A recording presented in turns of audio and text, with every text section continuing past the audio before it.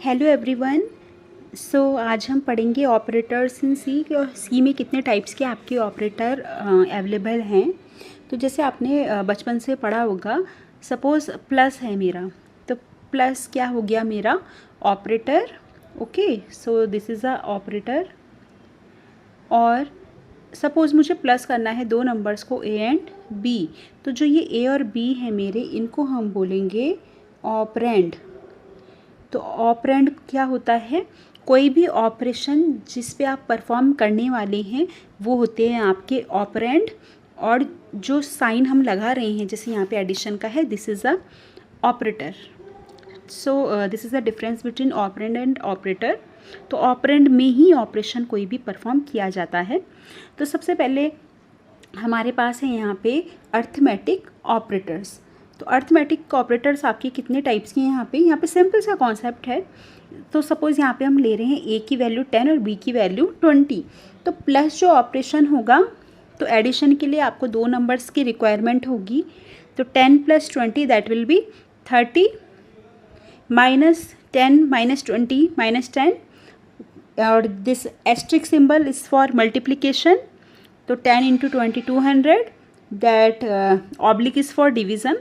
Now there comes a new operator, that is the modulus operator. So modulus operator आपका क्या करता है? This calculates remainder. Modulus operator आपका क्या करता है? रिमाइंडर कैलकुलेट करता है। सपोज़ मैंने लिखा है 4 मॉडुलस 2, तो 4 को 2 से जब डिवाइड करते हैं तो कितना रिमाइंडर आता है? 0। So the answer will be 0। Fine. 9 modulus 2, तो 9 को 2 से डिवाइड करेंगे, ऑड नंबर है तो कितना आ जाएगा मेरा? 1 रिमाइंडर आएगा, तो आंसर विल बी 1। सो यहाँ पे आपको ध्यान देना है, 4 डिवाइडेड बाई 2 होगा, तो 4 को 2 से डिवाइड करने पे क्वोशंट 2 आता है ना। यू कैन सी हेयर 2 × 2 = 4, तो ये वाला तो मेरा यहाँ पे आएगा। और अगर मैं लिखूँ 4 मॉडुलस 2, तो जो ये रिमाइंडर है that will be stored here. तो this is the difference between division and modulus operator. तो मॉडुलस ऑपरेटर हमारा क्या करेगा? रिमाइंडर कैलकुलेट करके देगा। Now comes unary operator. जो भी हमने ऊपर पढ़ा that was a binary operator. By means आपको एडिशन करना है, आपको मल्टीप्लिकेशन करना है, आपको कुछ भी करना है तो आपको दो ऑपरेंड की ज़रूरत होगी। यूनरी ऑपरेटर का मतलब क्या है? कि आपको एक ही ऑपरेंड की ज़रूरत है। Uni means 1। फाइन। सो यहाँ पे हमारे दो टाइप के ऑपरेटर रहेंगे। First one is increment and second one is decrement. तो इंक्रीमेंट को लिखते हैं आप प्लस प्लस करके और डिक्रीमेंट को लिखते हैं आप माइनस माइनस करके। मीन्स कि अगर मैंने कहीं पे लिखा है like this x plus plus, तो इसका मतलब है increase the value of x by 1। Fine. यानी अगर मेरा x 5 था तो x प्लस प्लस का मतलब क्या है? x का वैल्यू हो जाएगा आपका 6। सपोज़ मेरा है x minus minus, it means decrement the value of x by 1 means x minus 1।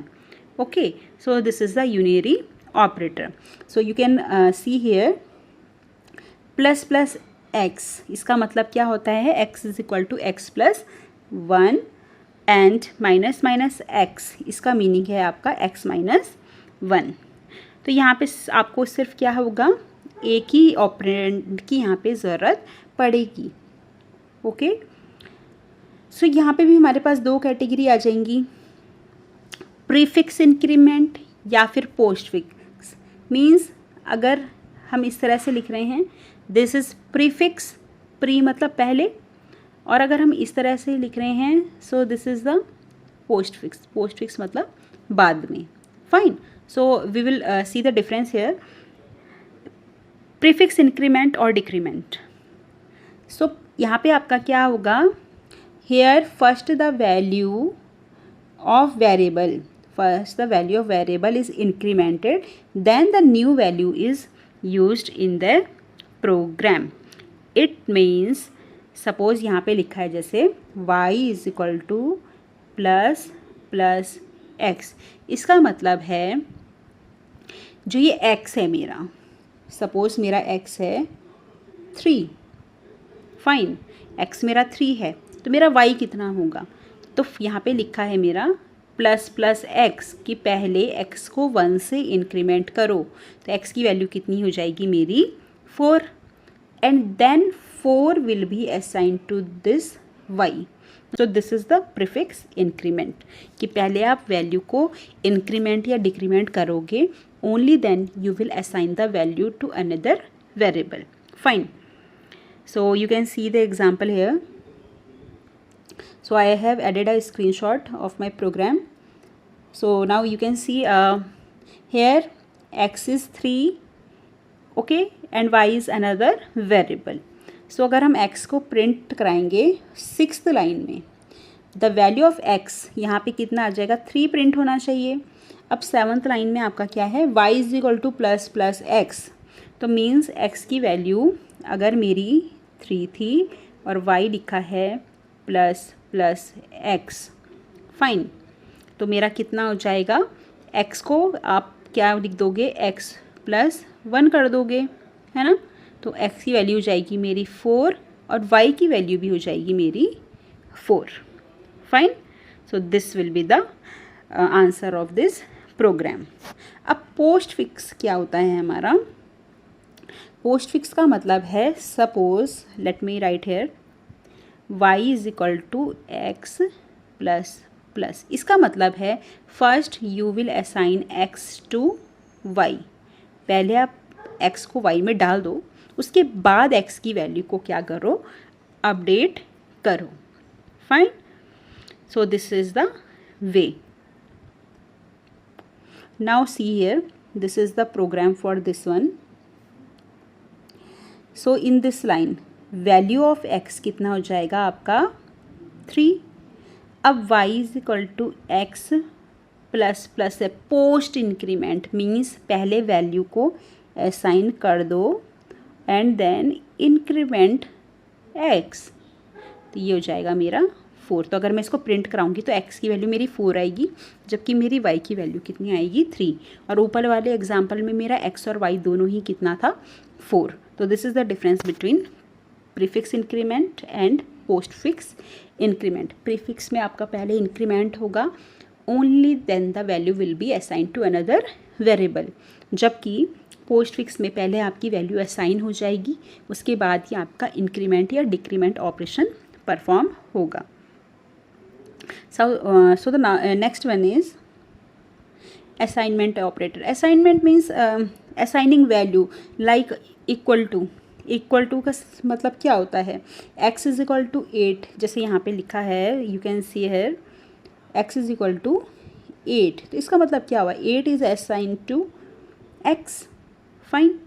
So a is equal to 2, 2 is assign to a।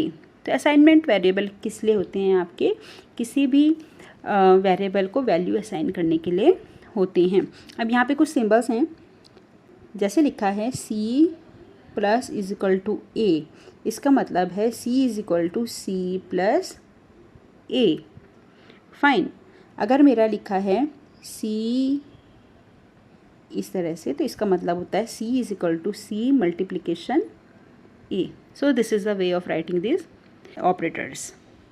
So next है आपका रिलेशनल ऑपरेटर। तो रिलेशनल मतलब क्या हो गया? सपोज मेरे पास 5 है और एक मेरे पास 3 है, तो what is the relation between them? So you can say 5 is greater than 3 और you can say 3 is less than 5। तो जो less than, equal to, greater than, इस टाइप के जो सिम्बल्स हैं, these are known as relational operators. So these are relational operators. Now the next one is, that is the new one, conditional operator, और इसको आप ternary operator भी बोलते हैं।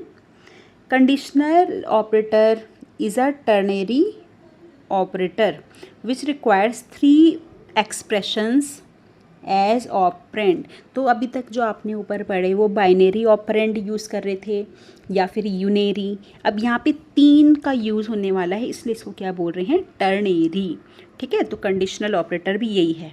तो यहाँ पे आपके पास क्या है? ये इसका सिंटेक्स है, आपके पास कोई भी एक्सप्रेशन रहेगा क्वेश्चन मार्क, तो question mark means it can be true और फॉल्स। तो एक्सप्रेशन 1 और एक्सप्रेशन 2, तो अगर टेक्स्ट एक्सप्रेशन ट्रू होता है तो ये फर्स्ट वाला जो स्टेटमेंट होगा वो आपका एग्जीक्यूट हो जाएगा, और अगर टेक्स्ट एक्सप्रेशन फॉल्स होता है तो ये सेकंड वाला स्टेटमेंट आपका क्या हो जाएगा, एग्जीक्यूट हो जाएगा।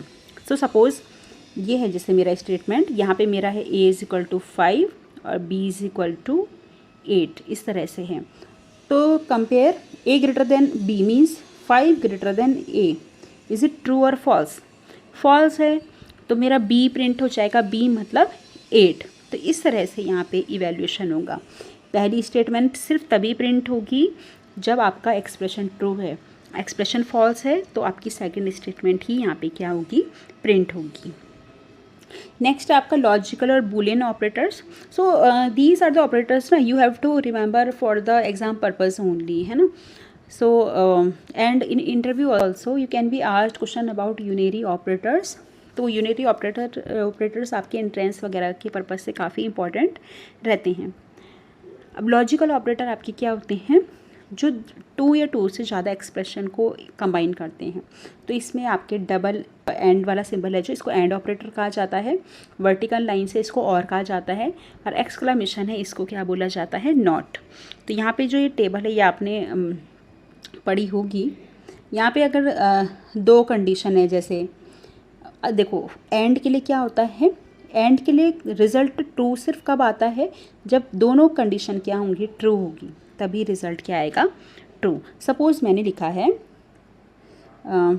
5 greater than 2 and 3 greater than 1। अब मेरी ये भी ट्रू कंडीशन है, ये भी मेरी ट्रू कंडीशन है, तो इसके अंदर जो भी स्टेटमेंट मेरा प्रिंट होना होगा वो हो जाएगा। क्यों? क्योंकि मैंने क्या लिखा है कि जब दोनों कंडीशन ट्रू होती हैं एंड में, तभी हमारा रिज़ल्ट क्या होता है, ट्रू। अगर सपोज़ यहाँ पे ऐसे होता 3 लेस देन 1, तो ये तो ट्रू है बट ये क्या है, फॉल्स। तो इसके अंदर जो भी स्टेटमेंट है वो एग्जीक्यूट नहीं होगा, क्योंकि आपका ट्रू फॉल्स का जो रिज़ल्ट आता है वो क्या हो जाता है, फॉल्स। तो यहाँ पे ये स्टेटमेंट यहाँ पे प्रिंट नहीं होगा इस तरह से। और में क्या होता है, हमारे पास एक भी ट्रू है तो स्टेटमेंट आपकी एग्जीक्यूट हो जाती हैं, है ना। इस टेबल को आप देख सकते हैं, फॉल्स फॉल्स का फॉल्स, फॉल्स ट्रू का ट्रू, ट्रू फॉल्स का ट्रू, ट्रू ट्रू का ट्रू। तो एक भी ट्रू आ रहा है तो एग्जीक्यूट हो रहा है, मीन्स मतलब अगर मेरा 5 greater than 3 and 2 greater than 5, तो ये कंडीशन तो मेरी ट्रू है बट ये क्या है, मेरी फॉल्स। तो तब भी इसका अंदर अगर आप कुछ एग्जीक्यूट कराना चाह रहे हैं तो वो एग्जीक्यूट होगा, क्योंकि एक भी ट्रू होता है तो ये क्या हो जाता है, हमारा आउटपुट, इसका रिजल्ट जो आता है वो क्या आता है, ट्रू। नॉट ऑपरेटर में क्या होता है, फॉल्स के लिए ट्रू, ट्रू के लिए फॉल्स, नेगेशन ऑपरेटर है ये, सिंपल। तो ये आपको सिर्फ टेबल से याद रखनी है, टाइप्स ऑफ ऑपरेटर आपको याद रखने हैं। बिटवाइज ऑपरेटर, ये बिट्स पे काम करता है। Bitwise operator are used for operation on individual bits. तो इसमें आपको याद रखने एंड का सिंबल, और का सिंबल, इसको ना आप ऐसे याद रख सकते हैं। जैसे इसमें वर्किंग क्या होती है वैसे, जैसे सपोज 2 एंड 4 है ना, बिट वाइज ऑपरेटर है ये। जैसे तो 2 को भी हम क्या करेंगे, बाइनरी में कन्वर्ट करेंगे, ठीक है, 1 0। 4 को भी क्या करेंगे, बाइनरी में कन्वर्ट करेंगे, तो 1 0 0, इस तरह से। तो बिट्स में काम होगा, 0 0 का 0, 1 0 का 0, 0 1 का 0, और फिर इसको किस में कन्वर्ट करा जाएगा, डेसिमल में कन्वर्ट करा जाएगा। तो इस तरह से बिट्स पे काम करता है, इंडिविजुअल बिट्स पे कैलकुलेशन करता है। तो इतना डीप में जाने की ज़रूरत नहीं है यहाँ पे, आपको सिर्फ ये जितना मेरे PDF में लिखा है उतना ही आपको लर्न करना है यहाँ पे। कॉमा ऑपरेटर आपको पता ही है, इतने सारे हम A, B, C, इंट ऐसे लिख रहे हैं अभी तक प्रोग्राम में। तो कॉमा ऑपरेटर क्या होता है, डिफरेंट एक्सप्रेशन को क्या करता है, सेपरेट करता है। साइज़ ऑफ ऑपरेटर यहाँ पे ये भी यूनरी है, यूनरी मतलब एक ही ऑपरेंड। तो यहाँ पे से आप ना चेक कर सकते हैं, जैसे सपोज़ ये है मेरा एक प्रोग्राम, सिंपल सा आपको चेक करना है। जो आपके डेटा टाइप थे इंट, फ्लोट, कैर, ये मशीन टू मशीन क्या करते हैं, डिफ़र करते हैं। इंट का साइज़ कहीं पे 2 बाइट है तो कहीं पे 4 बाइट भी हो सकता है। तो जैसे मुझे चेक करना है तो मुझे सिंपली क्या लिखना होगा, साइज़ ऑफ ऑपरेटर है ना, साइज़ ऑफ और इंट, तो अगर मैं इसको एग्जीक्यूट कराऊंगी तो मेरी मशीन में इंट का साइज़ जितना भी है वो वहाँ पे प्रिंट हो जाएगा। मैं फ्लोट, यहाँ पे फ्लोट भी लिख सकती हूँ, कैर भी लिख सकती हूँ, शॉर्ट इंट, लॉन्ग इंट, कुछ भी लिख सकती हूँ। तो इस तरह से आप इस प्रोग्राम की हेल्प से आप क्या कर सकते हो, अपने मशीन में जो डेटा टाइप है उसका साइज़ चेक कर सकते हो। फाइन। और जो नेक्स्ट है ऑपरेटर प्रेसिडेंस। ऑपरेटर प्रेसिडेंस क्यों ज़रूरी हो जाता है कि सपोज़ अगर आप क्या कर रहे हैं, इसको कैलकुलेट करना है आपको 2 + 3 × 5।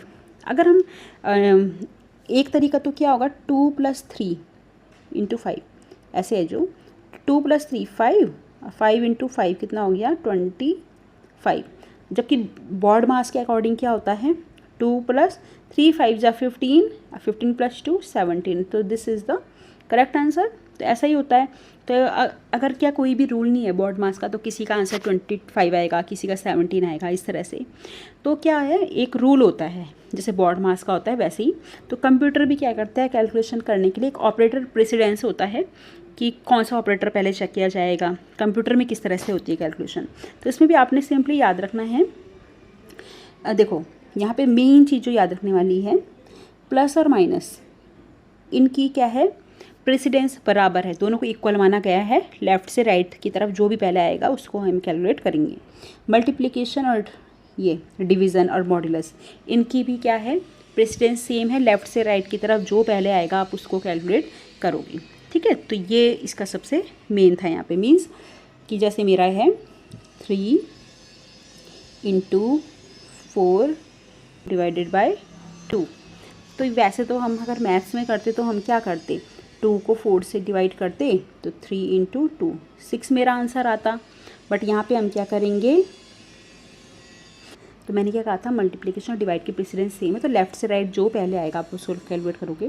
3 4 = 12 / 2। तो यहाँ पे क्या आ रहा है आंसर आपका 6। तो लेफ़्ट से राइट जो भी पहले आएगा आपको उसके हिसाब से यहाँ पे सॉल्व करना है। सो ये जो आपकी PDF है ये आपको मेरे टेलीग्राम के चैनल पे मिल जाएगी। जितने भी लेक्चर्स हम पढ़ रहे हैं ये सारी की सारी PDF मेरे टेलीग्राम चैनल पे अवेलेबल हैं, और लिंक मैंने आपको हर डिस्क्रिप्शन बॉक्स में शेयर किया हुआ है, तो वहाँ पे से आप इसको डाउनलोड कर सकते हैं। So thank you for watching, और इसके आगे के लेक्चर्स भी हम धीरे धीरे कंटिन्यू करते रहेंगे। So please like, share and subscribe my channel. Thank you so much for watching.